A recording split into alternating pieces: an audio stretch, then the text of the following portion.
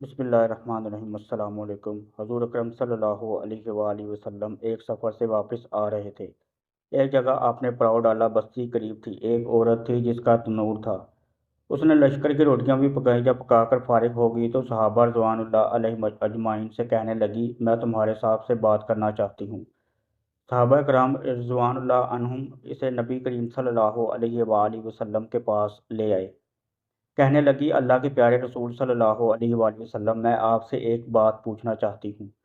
फरमाया, पूछो। कहने लगी, मैं माँ हूँ, तनूर में रोटियां लगाती हूँ। मेरा एक छोटा सा बच्चा है।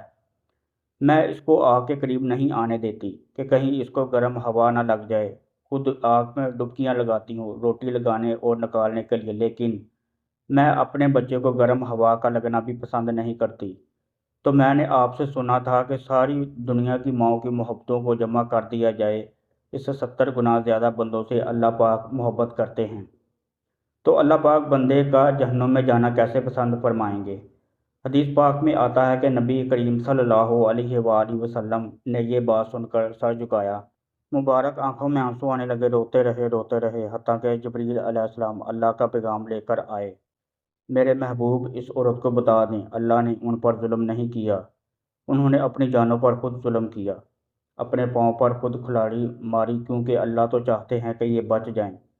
लेकिन बात यह है कि तौबा नहीं करते, तौबा की तरफ आते ही नहीं, बल्कि रब को मानने की बजाय शैतान की मानते फिरते हैं और तौबा को ज़ाया करते हैं, भूल जाते हैं। तो ये तो अपने अमल की वजह से जहन्नुम में जाएंगे।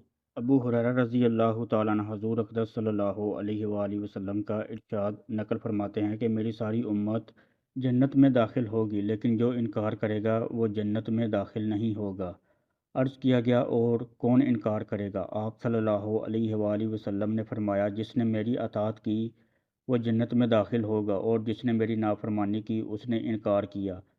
हज़रत जाबिर रज़ी अल्लाह तआला अन्हु इरशाद फरमाते हैं कि चंद फरिश्ते नबी करीम सल्लल्लाहु अलैहि वसल्लम के पास आए और आप सो रहे थे। इन फरिश्तों ने आपस में कहा कि तुम्हारे इस साथी के लिए एक मिसाल है, इस मिसाल को बयान करो। बाज़ फरिश्तों ने कहा कि ये सो रहे हैं, और बाज़ फरिश्तों ने कहा कि इनकी आंखें सोती हैं और दिल बेदार रहता है। तो फरिश्तों ने कहा कि इनकी मिसाल इस आदमी जैसी है कि जिसने एक घर बनाया और इस घर में खाने की एक दावत का इंतज़ाम किया और एक बुलाने वाले को भेजा। तो जिसने इस बुलाने वाले की बात मानी वो घर में दाखिल हुआ और इस दावत में से खाया, और जिसने इसे बुलाने वाले की बात ना मानी, ना वो घर में दाखिल हुआ और ना इस दावत में इस खाया। फिर फरिश्तों ने कहा, इस मिसाल का मतलब इनके सामने बयान करो ताकि ये समझ पाएँ। इस पर बाज़ फरिश्तों ने कहा कि ये तो सो रहे हैं, और बाज़ ने कहा कि इनकी आंखें सोती हैं और दिल बेदार रहता है। तब फरिश्तों ने यह मतलब बयान किया कि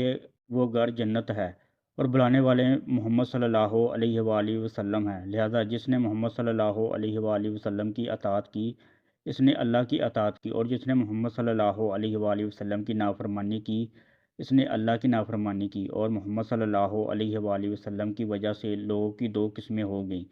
जिसने आपकी मानी उसने अल्लाह की मानी और जन्नत में जाएगा, और जिसने आपकी ना मानी उसने अल्लाह की ना मानी और वह जन्नत में नहीं जाएगा। हज़रत अबू मूसा रज़ी अल्लाह तआला अन्हु हज़ूर अक़दस सल्लल्लाहु अलैहि वसल्लम का इरशाद नकल फरमाते हैं कि मेरी और इस दीन की मिसाल जिसको देकर अल्लाह ताला ने मुझे भेजा है, इस आदमी जैसी है जो अपनी कौम के पास आया और कहा कि मेरी कौम ने अपनी आँखों से दुश्मन के बड़े लश्कर को तुम्हारी तरफ आते हुए देखा है।